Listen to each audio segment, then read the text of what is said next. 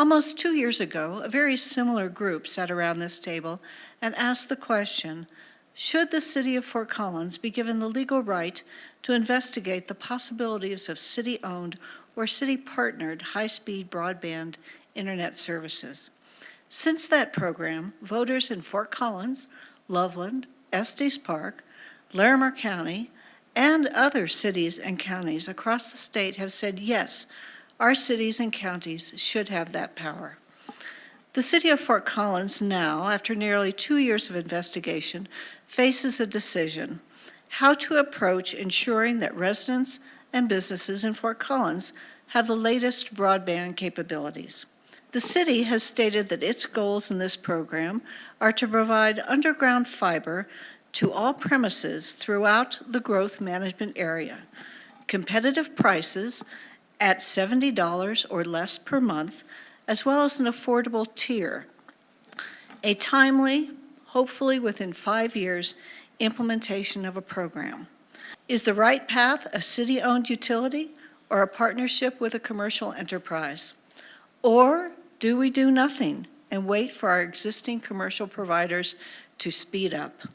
What issues might be on the ballot this fall for voters to consider? At the far end of the table, let me introduce Scott Rochat, Public Relations and Marketing Specialist with Longmont Power and Communications. Next to Scott is Ross Cunniff, a member of the Fort Collins City Council. Then we have Mike Kohler, a Citizens Broadband Community member. And Bob Carnahan has joined us. He's former general manager of Columbine Cable Company here in Fort Collins. Finally, we have Pat Burns, who's the Vice President of Information Technology for Colorado State University. To bring it back to 2 years ago, the question was asked then, and I think it's still applicable today. In fact, I've had friends who say, I thought we voted for this. When are we going to get it?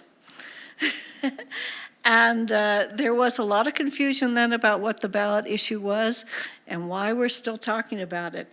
So let's just start with, real quickly, why do we need this high-speed broadband? Who'd like to start?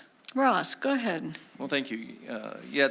That certainly is the big question on that we asked a few years ago, and it's very clear that the jobs of tomorrow, the schools of tomorrow, the city services of tomorrow will all require significant internet capability, both in terms of reliability as well as in terms of speed. In fact, it's not just tomorrow. Today, the services are moving in that direction. City services increasingly are being performed online. When you interact with utilities, or when you're, as we're starting to move in this direction for the development community, as they have plans that they want to review, these plans involve very large files that they would like to get up there quickly and efficiently, that citizens or others who are reviewing them would like to get back down quickly and efficiently. Streaming video is a technological feature that's arrived today, very commonly available, and is rapidly growing both in number of people using it as well as in the network requirements of the quality of service that people are expecting. And as I mentioned earlier, the economy is rapidly evolving into one that everybody, no matter what job they do day to day, is interacting online. And although people might not think they need 100 megabit or gigabit speeds today, you'll find that pretty soon the auto repair shop is going to be watching a streaming video about how to reassemble the transmission that had a problem, or the student, the high school student doing some research, is going to be watching online media relevant to the topic that they're researching, a historical program. And so it'll touch, I think, every citizen, especially if we enable it. And one of the key concerns then is access, is do we have equal access to sufficient speeds throughout the community, such that people, regardless of their socioeconomic status, regardless of where in the city they live, regardless of how long ago their neighborhood was built, have access to these services. Okay. Pat, talk to us about CSU. Yeah, so I'd like our constituents to be able to get networking that they have on campus. You can't buy internet access in the city today. The best internet access you can buy is not as good as the crappiest internet access that I provide at CSU. And a lot of places I'll provide 10 to 100 times that at CSU. We're hyper-connected all the time. Our students live in multifamily dwellings and they can't get the internet capacity they need. We're hyper-connected all the time. We want to do supercomputing and move files that are millions times millions of bits and bytes around, and we simply can't do that today. And gigabit will allow us to do that. Okay, Bob, what are your experiences about this? Well, I look at this a little differently, and the question was posed about do we need this high-speed internet? And my position is that this is more of a want than a need at this point. I agree, Ross. Things are evolving. They're coming, but I'm a big believer in the private sector. I spent 15 years of my career in early telecommunications. I've been out of that business now for almost 20 years, and things have certainly changed. But I guess I could just speak from my own experiences. I don't believe that this is a place that we need to have government involvement. I'm hopeful that we will have private industry and the private markets and private capital find a way to find solutions that they can make happen without involving our tax dollars and bonding capacity. Scott, you're in Longmont. You made the decision several years ago to go ahead and do a city-owned utility. Did you face some of these questions and challenges from your residents? We faced a lot of questions, of course, early on, and I mean, this is a path that we've been on for quite some time. When we began this path around 1997, we started out looking at a public-private partnership. In 2000, we even signed an agreement with a company named Adesta to begin a similar project, and in 2001, Adesta declared bankruptcy, unrelated to the project. There were a lot of, if you remember the late 90s and the early 2000s, a lot of tech companies went under. Adesta was one of them.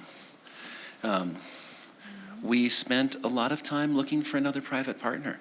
After we got our rights to pursue this back, we decided that we were indeed going to pursue this as a public utility to basically have all the cards in our hand to play. Okay. And I also want to bring up one other question. You made the point a second ago about putting tax dollars at risk. We haven't put a single tax dollar at risk. This is done entirely, we are an enterprise fund. So everything we do is through either the bond issue that the voters approved or through the rates that we receive. It's so basically like any other private investment, we've got to make what we use. Okay, Mike, I know I want it, but, you know, I also know my next door neighbor has no desire to have it at all. So what's the deal here? I want to get back to your first question. Okay, go Because ahead. I interpreted it a little bit differently, because the councilman and Pat already described why we, the consumers, not just Fort Collins, but everywhere, today need these services. That's what the basic needs are. It's about access to information. And the need is becoming greater as we become a gig economy in terms of employment. People don't just go to buildings downtown and work, they work everywhere. But I interpreted, I kind of thought that the spin was, well, should the city be doing, is it a need that we have as a utility? If my former colleagues, I was in the broadband industry for 25 years collectively, with two different fantastic cable providers, privately held, family-owned companies who kept their promises. And I was in government affairs in that industry. And I'm very familiar, until I moved to Fort Collins, I was absolutely in lockstep with Bob. I helped develop and deliver the talking points, and the legislation that the state of Colorado had in place, I tip my hat to them as a former colleague. Wow, they made the barriers tough. But when I came here in spring of 14 and discovered that after serving a cable company that was providing 100 meg service in 2008 to farm towns in Iowa, and then experiencing Google fiber hoods in Kansas City, which is where my family moved from, to discover that, man, oh man, I'd go around town, whether it's to coffee shops or businesses, and seriously, this is the access? And a large nationally known company in the county pocket where I reside offering 1 meg service? I don't believe my own talking points anymore. So that's what I think the need is about, because normally I'm on the, hey, let's leave this to the private side. But the fact that the talking points haven't changed and that the commercials out of Denver say, it's coming, we're bringing it to you eventually, selectively. It's access to everyone that is the big issue, I think. Okay, so this goes back again to kind of repeating some of the things that we discussed 2 years ago prior to this vote. But at that point, the message seemed to be out there to the industry that this is something that Fort Collins in some areas needs and in some areas simply wants. So has the business industry responded in that 2-year period to what we perceive as this demand? So I'm undecided whether the city should do this and pay for it, even with a bond initiative, or it could be done in a private, public partnership with private funding. I do believe strongly that neither of the two incumbents are going to deliver what we need. CenturyLink simply can't do it because it doesn't have the infrastructure and they can't install the infrastructure affordably. And Comcast won't do it. If you look at Comcast, there are 3 issues with it. Their cost per gigabit is $139 a month. So take the difference, $70 a month per subscriber, multiply by 40,000-ish subscribers, and you get, $2 to $3 million a month of savings to the citizens. If the city can do that for me, it doesn't have to do it itself. It can do it via contract for me. I think that's a great thing for the city to do for us. And if you look at how much it's going to cost to install fiber everywhere, it's over $100-ish million. So 4 years of that could be paid off just in the cost savings of the city being involved in this, not necessarily themselves doing it. And then we'd have those savings accrued for the rest of our lifetimes. Secondly, the service is going to be inferior. So, for example, we know that Comcast is in milk and maintain mode right now. They will say they give you 40 megabits, and it's only the 40 megabits that's to your neighborhood. Once they aggregate going up to the internet, I've made the measurements.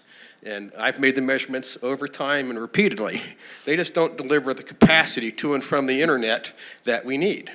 And so their service is going to be in milk and maintain mode. And the third problem is it's going to be a closed network. They're going to want to sell you their voice at their services, their video at services at their costs, and you're not going to have the competition in services. Where we need the competition is in the services at the head end, I think. What we don't want to do is pay for multiple $100 million fiber builds to the home. We don't want the private sector to build multiple fiber networks to the homes, because then we'd end up having to pay for that twice. Ross? Sure. I don't think that the incumbents are positioned well to deliver service to the whole city, especially when you talk about that access, the older neighborhoods, an income qualified rate structure potentially is not something, at least on their own, that they would likely do except as subsidized by government. So they've certainly had the opportunity, but as a consumer of cable service, I have not really seen the increase either in speed, quality of service, customer service, or availability, reliability. So they made some claims a few years ago. I haven't seen those promises delivered on, to be honest. And am skeptical, very skeptical, that even if they can't deliver it in my neighborhood, which is, I think, one of their prime customer neighborhoods, what are they going to do for other areas of the city? Okay, Scott, what was your experience in Longmont with dealing with what the incumbents were willing to do to bring you up to a high speed? Well, back in 1996-97, when this whole road began, Longmont was basically still a dial-up town in many ways. There is an interesting coincidence involved that in 1997, we first put in the core fiber loop of about 17 to 18 miles, initially to serve our electric substations, but with some additional fiber so that a citywide network could eventually be built out from it. And at about that same time, the incumbent providers announced that it was time for DSL. It was an amazing coincidence of timing.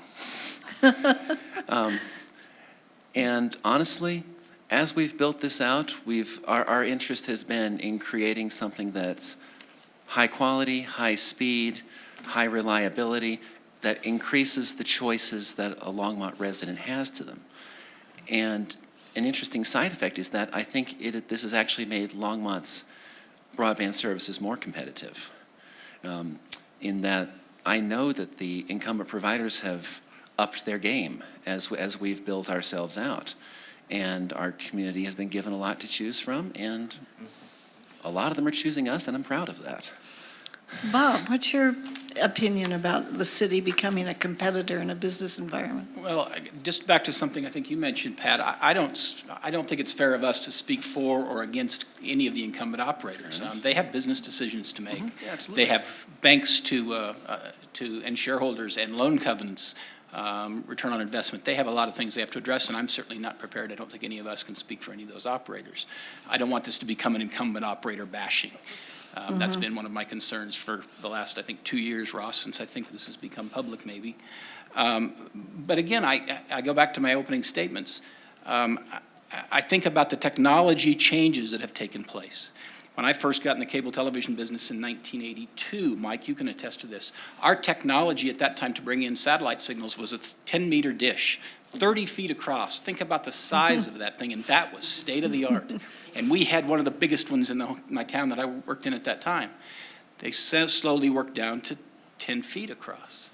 And the dishes got smaller. You started seeing them in your backyards. And everybody said this could never get smaller. They can never make this smaller. It'll never make this work. And now what do you have on the back of your house for your television? You have something the size of a nice dinner platter. So the technology changes really quickly.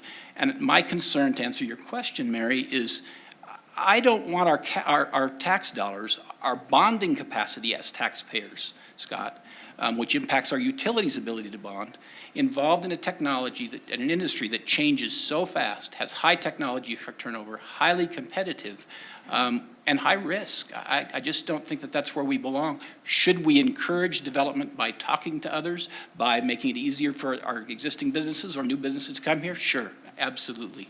But to be an independent operator, I'm just not there.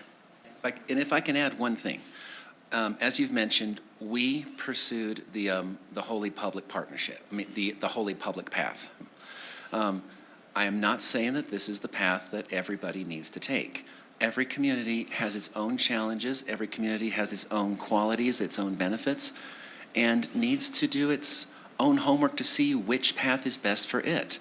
We tried the public-private partnership first. It was the private part of it that fell apart, frankly.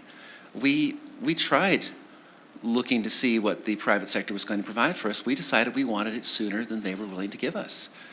This was the path that worked for us, and I think it's worked very well. There are communities that have made a public-private partnership work. There are communities that have made other options work. The key is doing your homework, looking at what you've got, and making the best use of what you've got. When we passed our ballot issue in 2011, our business plan came out in 2013. We broke ground in 2014. This was not something that we rushed into. Every step of the way, we have been studying the path, surveying the path, looking at what we need to do, what would make best sense for the citizens of Longmont. That's our primary goal. And I think I'm sure that the city of Fort Collins is looking out for the citizens of Fort Collins as well, and they need to do whatever path will serve the citizens of Fort Collins best. Just to follow up on that, Scott, I know we've talked about this, and we all know this, but for the audience that's listening, there have often been massive failures where municipalities have gotten into the business. And I can't quote chapter and verse by any means, but I know that there's one of the stories they talk about, I think, was in Utah, where it just failed miserably. So I think we need to balance, when we talk about the success stories, the risk is also those that have failed and failed terribly, and we need to be very cautious, as you said. But there are a large number of success stories out there, I'll add that much. Well, let's, Well, Okay, and there's a Mike, real third quick, then category, Ross. because in addition to, for every Chattanooga, there's a Salt Lake City or whatever, but the experience in Iowa included certain cities, including Cedar Falls, Iowa, a college town, where there was head-to-head competition. Our private company and the city, and both, it was fair, equal competition, and both were doing just fine. So that doesn't sound like that should be the case, but it was, so. Okay, so this kind of leads into maybe what Ross is going to talk about.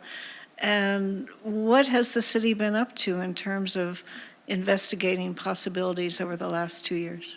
Thank you. You read my mind, and in fact, Bob, I appreciate you bringing up the failed models, because we have been looking at those and trying to understand what makes some models more likely to succeed and other models less likely to succeed or more likely to fail, and have been studying as many different examples as we can of wholly municipally owned utilities versus pretty much just hand over a captive audience of citizens to a single franchise type operation, which the city, of course, is not proposing that latter option. So it's not really a fair comparison compared to what we're talking about. But we are finding some commonalities in the ones which succeed, and they do actually allow for competition in the city. We're not talking about which is a benefit and a risk. We're not talking about a monopoly operation by the city. We're talking about voluntary contracts with residents and businesses, and they can voluntarily contract with another provider as well. And I'd be even favorable to a model that allows these independent service providers use our infrastructure, because I think there's a lot of services that the city would not be interested in providing, and we have studied some of those as well. And I think it would be beneficial to kind of provide that backbone, that framework, kind of like the city provides roads, but we don't provide the automobiles, to provide the infrastructure and not all of the services that go along with it. But being the one-stop shopping for the actual maintenance and service of the infrastructure for the people that subscribe, rather than having to go through things. We have also been doing a lot of due diligence on one particular public-private partnership, which is unfortunately has kind of fallen apart in recent days. We might get talking more details about that, but their investors have decided that the model that I'm sorry, the name of the city is escaping me, Bloomington, and Fort Collins are pursuing doesn't fit their business interest, which is one of the risks with a public-private partnership, and one of my concerns that we'd really have to address. So we've been really deeply researching it. Council gave direction to staff in a work session this winter to continue looking at the two main options, which are the retail model, which is city utility, and the public-private partnership model.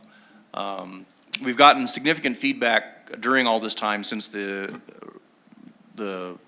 ordinance passed on the ballot. The citizens have spoken very clearly that the null option, doing nothing, is not an option for the citizens. They really do expect the city to engage somehow. And so I think we have been doing many activities, soliciting citizen feedback, doing business development and exploration.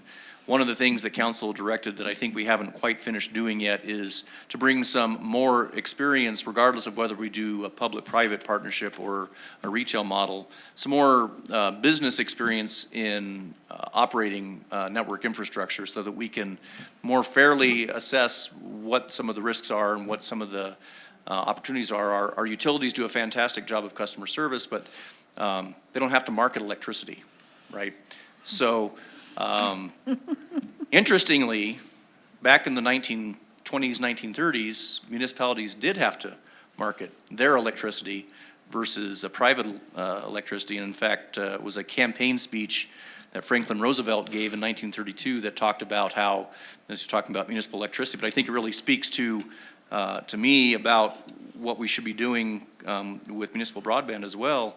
That he says, I therefore lay down the following principle, that where a community, a city or county or district, is not satisfied with the service rendered or the rates charged by the private utility, it has the undeniable basic right, as one of its functions of government, one of its functions of home rule, to set up, after a fair referendum to its voters has been had, its own governmentally owned and operated service. And so that's kind of where I am, and the particulars about how that works, I am favorable to the retail model, but if I could be convinced that all of the advantages of the retail model could be provided by a public-private partnership, without some of the risks that I'm concerned about, we'll probably get into later, then I would be okay with that. But again, I think that this is a service that our citizens are demanding. It's not, in my mind, an unfair encroachment of government into private enterprise. In fact, it enables all sorts of private enterprise that right now seems to be slowed down and would help advance the interest of the citizens.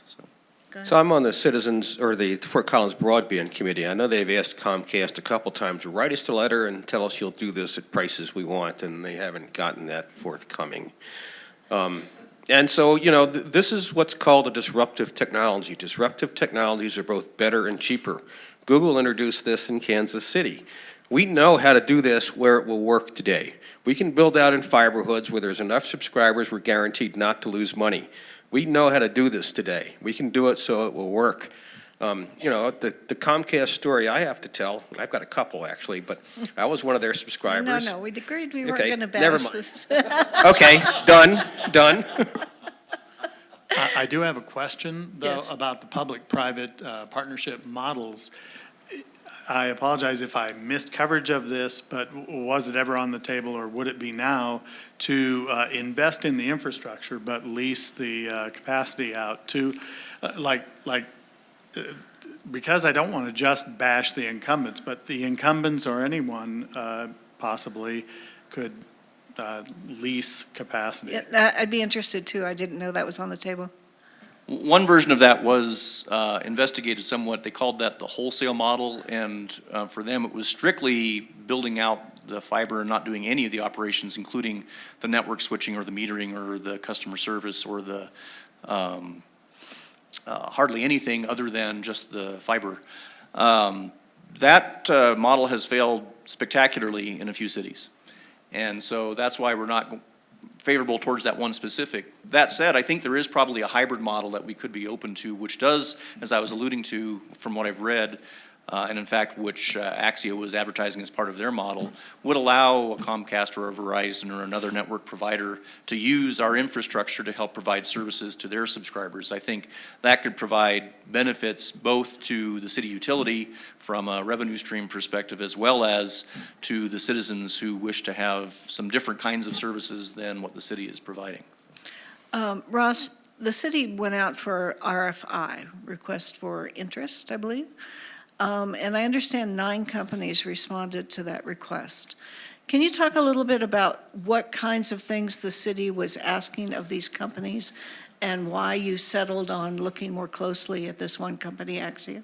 Yeah, thank you. The city did have a list of specific requirements that it had in terms of the 40% number was one it had to be able to build out within a certain period of time to reach that 40% number, which then also they're using as their financial model to see whether they have a reasonable payback. We had questions about rate guarantees.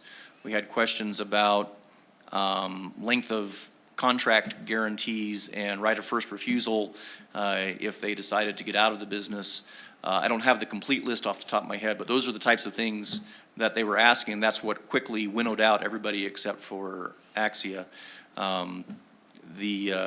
I guess we can still probably go back and see if numbers 2 through 4 maybe of the list would have something to offer, but I am concerned and would hope that whoever we ask, we'd really take a really hard look at what are the modes of them exiting the market and what rights does the city have in that event. We don't want to leave, if we did get 40% subscribers, that number of people high and dry for their internet service, because people, as I said early on, will quickly grow to rely upon it for everything in their day-to-day life. So it's a big step to entrust that kind of service over to somebody and attach the city's brand reputation to it, because the city's brand reputation could be significantly damaged if that third party doesn't do a good job of performing that service.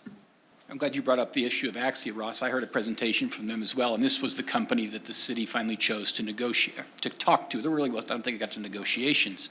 A private industry based out of Canada, owned by an investment banking firm, I think. They were very interesting, and again, I like that idea, and I was really interested to hear what they had to say. The number I heard was a 50% penetration. I don't remember the 40, which concerned me, but just as of a week ago, Once their money people got involved and they looked at the financial implications and economic realities, they have withdrawn their proposal. I think that adds credence to my argument and my concern that this is a technology in search of a problem and not a problem statement. I think that we're still talking about a very small group today. Granted, this is something that's going to come in the future, but they determined that this was not an economically viable project, and they had to go away. So I think that says we've got to be very careful, no matter which direction we go.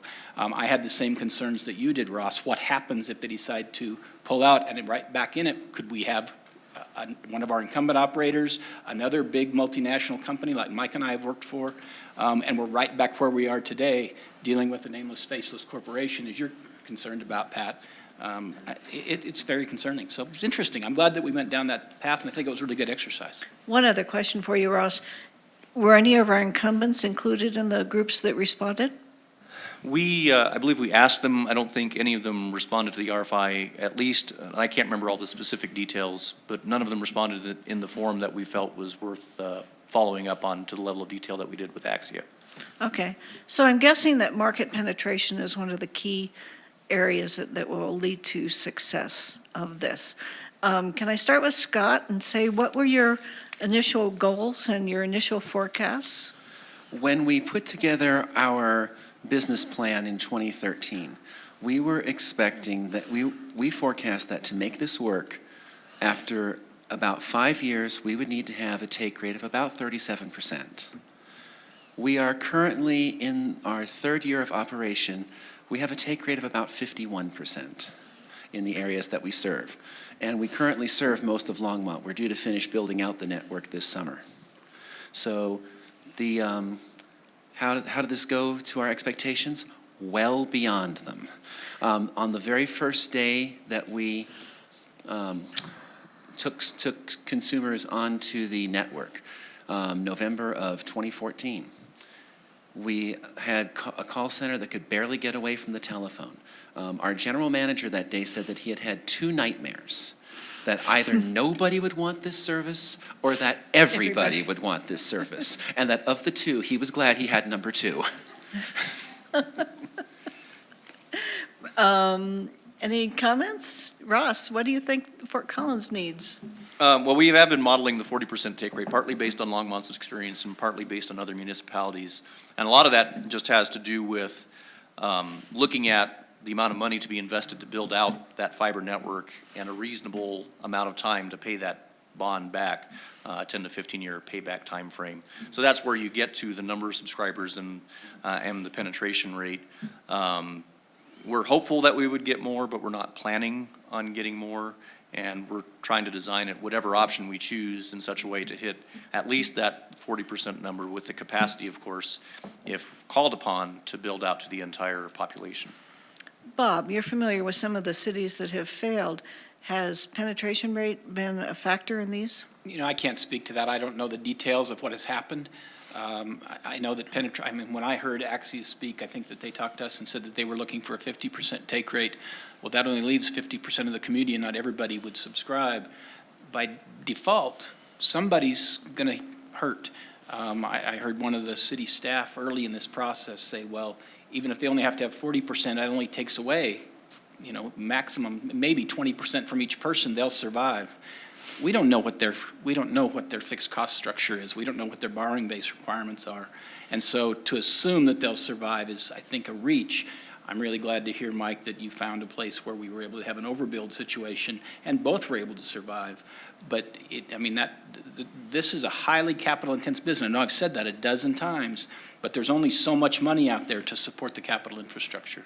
And at some point, you get it spread a little too thin. Somewhere is either going to decide not to be here, or it's going to discourage capital investment by those incumbent operators that have just decided there's just not enough money here any longer. Okay, ultimately, and I'm going to come back to this again before we're done, whether or not the city should take a risk in whatever direction is going to be up to the voters, right?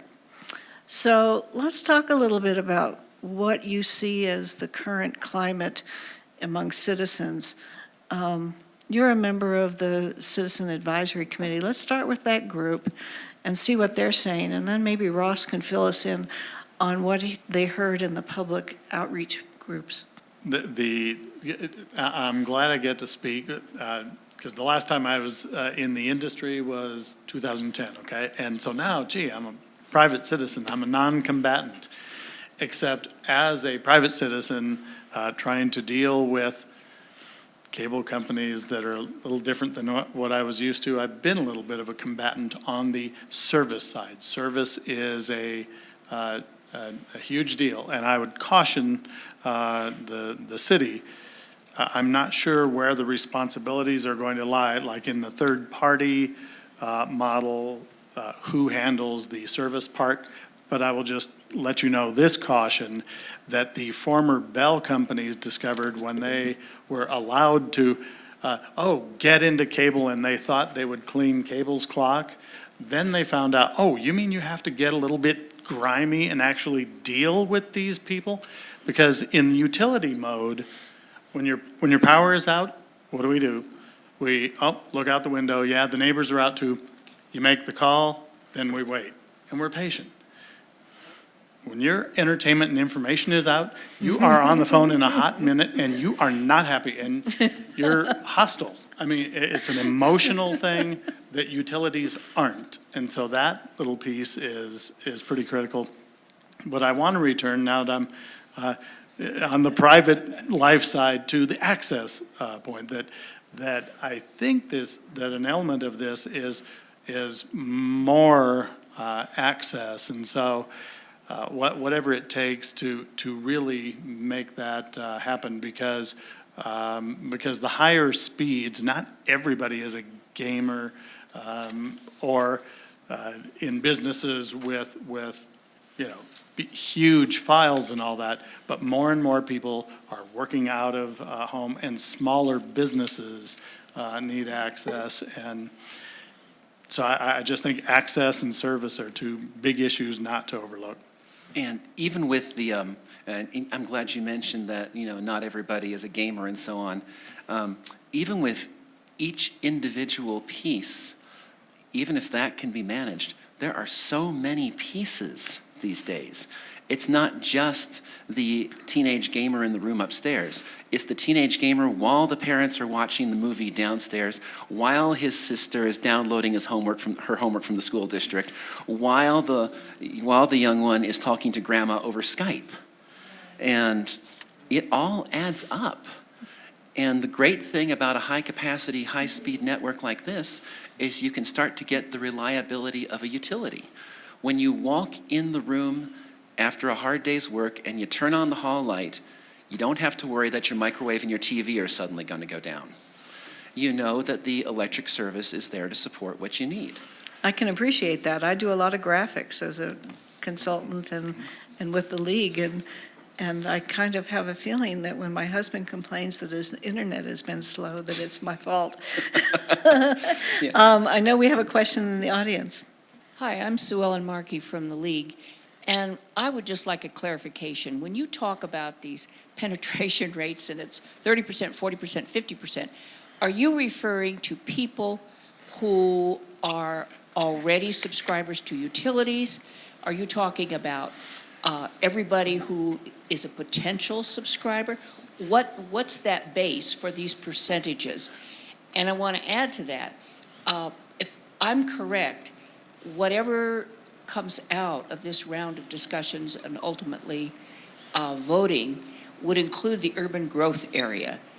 And if I'm correct about that, could you explain why and how that figures into these penetration rates, or whatever that you call them?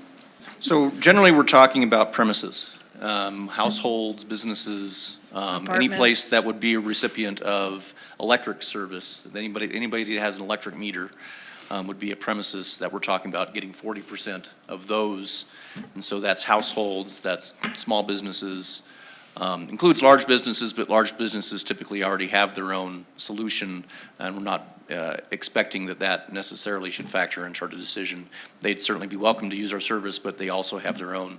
A very large business will have a 20 to maybe even 100 gigabit kind of service, symmetrical. And by symmetrical, I mean it's fast both sending something as well as receiving something. The other part of your question had to do with the GMA, and I think we're planning for the GMA.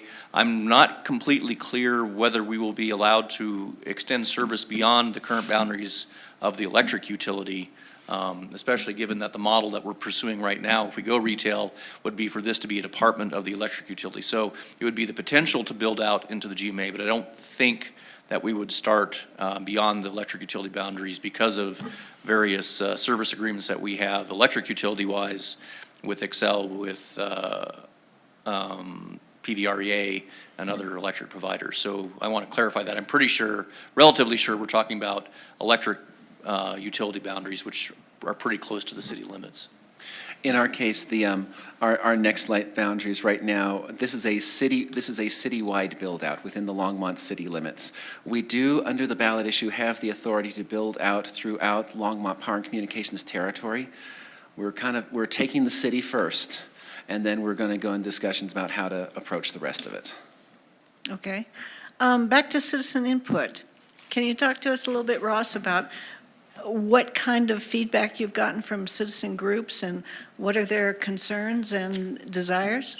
Absolutely. We've gotten this report that was part of our work session this winter that had a variety of different outreach, including meetings, including online.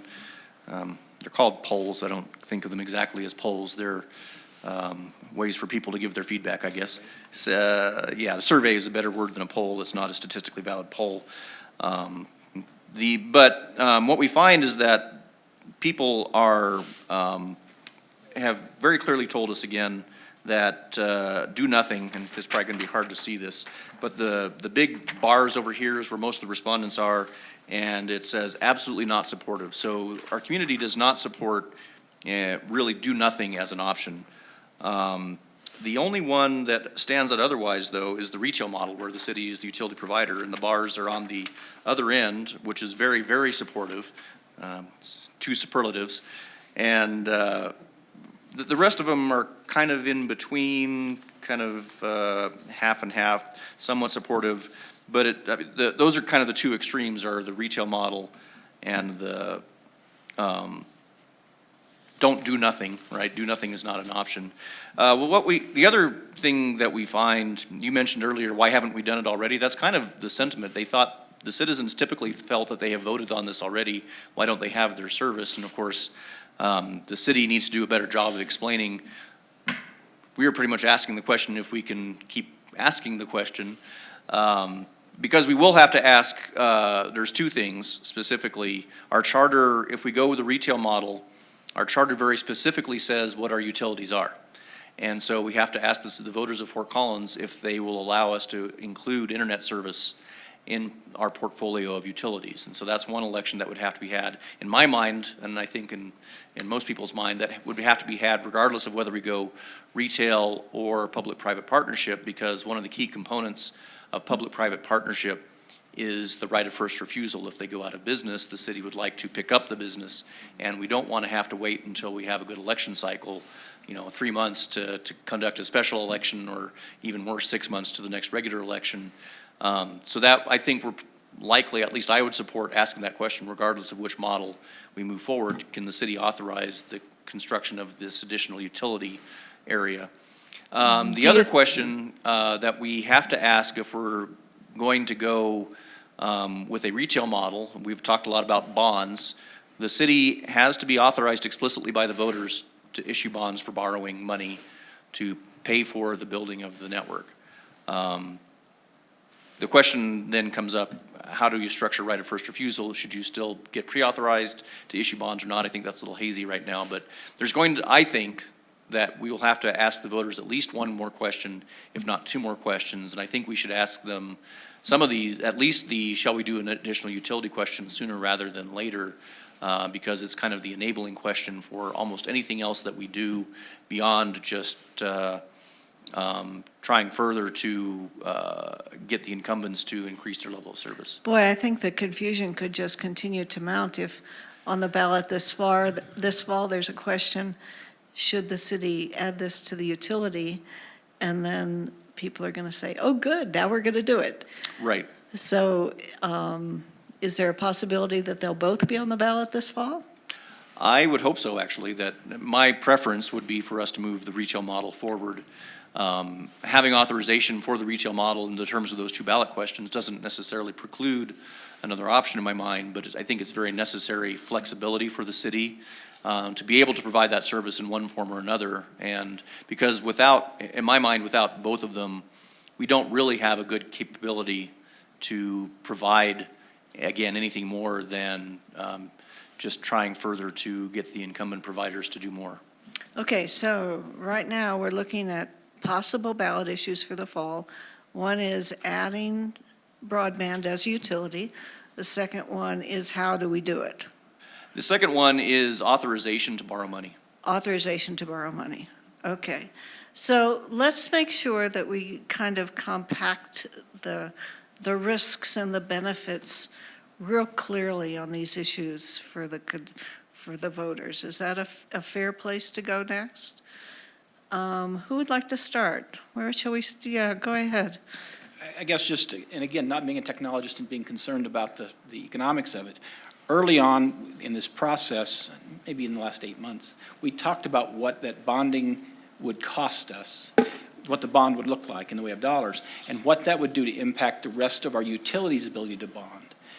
Because it would all be lumped together when we're looking at how much can we borrow, and that's not an unlimited number for a private industry or a government.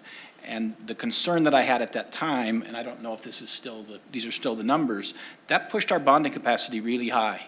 We have a pretty significant, and let me back up, I think we have a wonderful utility here. Our city electric, our city water, our city sewer, they do a wonderful job.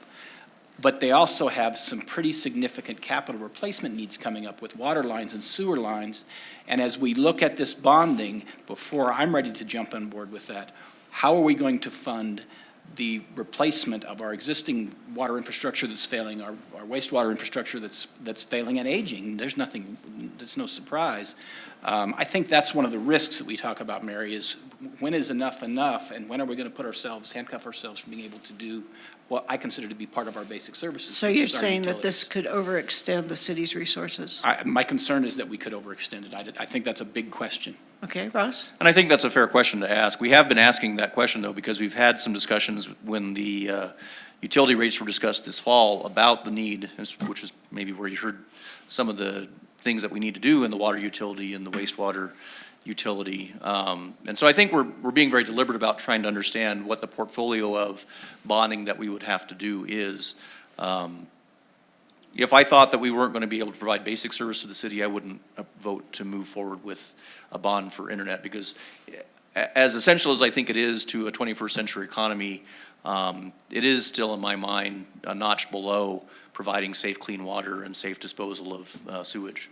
So, but that said, I haven't seen any arguments that say that we can't do both easily without significantly impacting our credit rating. And even if it did impact our AAA credit rating and made it a AA, the credit rating is not an end in and of itself. The credit rating is something, a tool that we use to provide services for the citizens. So that kind of factors into my decision-making process. But you're right, we should not, I agree, risk our ability to do basic electric grid upgrades and transformer replacements as they age, and water line replacements and so on. I also don't think, but we will continue to ask those questions. We need to make sure that that's very clear before we get to that point. But I don't think that it necessarily has to be either or. Mike, what do you see as the risks for the city?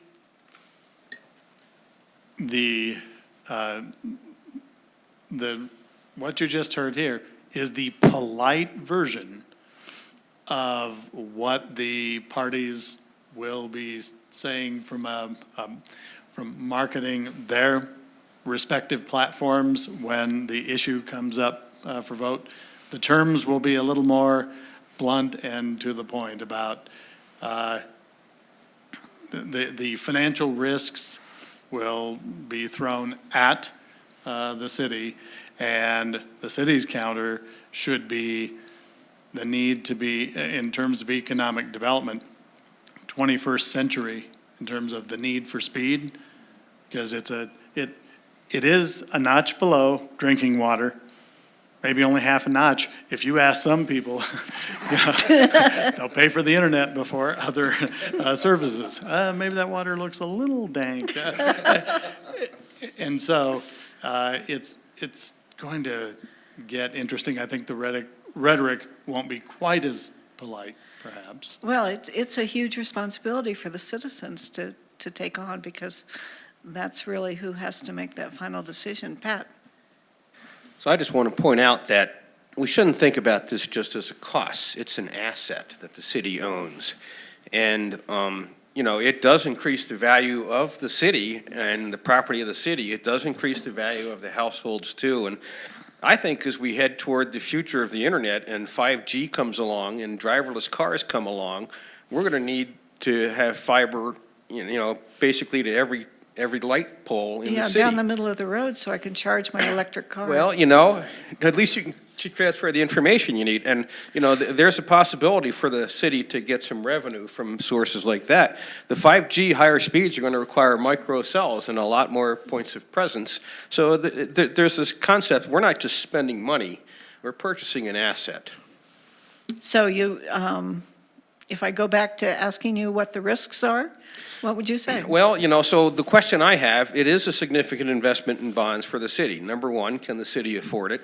And is that the best things for the city to be doing with that bonding authority? And so I'm glad the city's doing due diligence there. And, you know, and I haven't made my mind up. I'm sure the city utilities could do it and a great job of doing it because they do a great job of everything. You know, I think there were 3 other companies that responded to the RFI that said they would bring financing to the table, and there's more out there that's emerged since then. So, you know, I'm still undecided. I need more information before I can decide whether a public-private partnership is the right way to go or the city should do it. I think either one could work. Okay. Scott, how much did the city of Longmont invest? And just looking forward, what is the payback period anticipated for your program? The bond issue that was approved by our voters was $45.3 million. They approved that in 2013, 2 years after giving us the authority to do this in the first place. So we're no strangers to follow-up elections either. The payback period, I actually brought that with me. Basically, the bond has to be repaid by 2029. We are in a position to pay that back earlier based on what we're seeing now. And Okay, so we're looking at 125 million. You were looking at 45.3 million. 45.3. Is that based on differences in the sizes of the cities? I honestly couldn't speak to the differences between what we've got and what Fort Collins has. And what Fort Collins has? Okay, Mike? Okay. This will The be benefits? a little nutty. No, this is Okay. in the risk part. Okay. The risk about an unknown. Because, as Bob can attest, one of the easiest things in cable for many years, I sort of had hung my hat on this, being able to trash the wireless people for a long, long time. Oh, no security, no speed and all that. But given that stuff's not going to happen for 3 to 5 years, okay, till this stuff rolls out, and believe me, I have no technical knowledge about this, but if there's ever a wireless solution, you ask any person with a household, gee, do you want wires and contraptions, or would you rather go without for the same level of service? If some technology we don't know about yet happens, it could like blow everybody. Well, I know I read about WISP, which is being used to service some rural networks, but at significantly reduced speeds, but that is a question. Pat? So all those little wireless access to antennas are going to need big pieces of fiber going yep. to them. Yep. You can't do wireless all by itself. Wireless requires wires. You're smiling, Ross. Go for it. Yeah, and one of the things, the laws of physics are not going to change in 3 to 5 years. No, really? And I was counting the on laws that. of physics favor physical connections, particularly fiber, which has significantly higher, we talk about bandwidth. There's actually a technical definition of bandwidth in terms of the number of signal transitions you can push, you know, the wavelength of the and the number of signals that you can mix at the same time. well understood, and the fiber that we're talking about has a headroom well beyond 1 gigabit per fiber. The things that would have to change to increase the speed is not the stuff in the ground, the hard stuff to replace. Rather, it's the switching equipment at the endpoint, as well as the customer's equipment at the service entrance. Those things are relatively inexpensive and fairly easy, I think, for any organization to stay on top of. Wireless is at its heart, you heard talk about 5G is going to require lots of microcells. The reason for that is that at its heart, it's a shared bandwidth technology. Even though there's spread spectrum and everything else to try to allow that, it's a shared bandwidth technology. So if and my neighbor is sucking it all away, then I'm still. that is actually, and that's why most of the wireless providers do have bandwidth caps. In addition, it fits their business model. But we used to joke that when we first got cable internet, the thing to do was to be the first on your block to get it and then convince all your neighbors how terrible it was so that you would have alone access to the... But seriously, as I said, the laws of physics are not going to change. Fiber is going to be king, I think, in 5 years and in 25 years as well. Maybe new laws of physics will be discovered in that. Meantime, after that, I don't think it's likely. I hear lots of things about, oh, what about space internet? And, you just do a few, pencil it out. It's like, no, they're talking about covering rural areas. They're not talking about covering dense urban areas. There really isn't, in my mind, any known technology on the horizon that beats fiber optics. So. Okay, I think we have another question from the audience. Oh, no, that was my wrap it up signal. Okay. The city of Fort Collins and many cities in Colorado are facing some big decisions. So what do you think people in Fort Collins should be doing over the next couple of months as we get ready to do this? Pat? Getting educated about the technology and the options and the risks versus the rewards. I think Pat already said what I was going to say. We need to engage, and we've talked a lot tonight about getting from point A to point B, and then there's the entire issue of content and how do these folks get this content, and I think we need to make sure, I think we owe that to our citizenry to talk about, this doesn't provide content. This is just getting point A to point B, and then buying content is another hurdle that all those customers are going to have to come up with. Well, it's nice to say that citizens should be educated, but I've spent the last 2 weeks poking around trying to find out as much as I can, and it's very difficult for a citizen to really find the information that they need.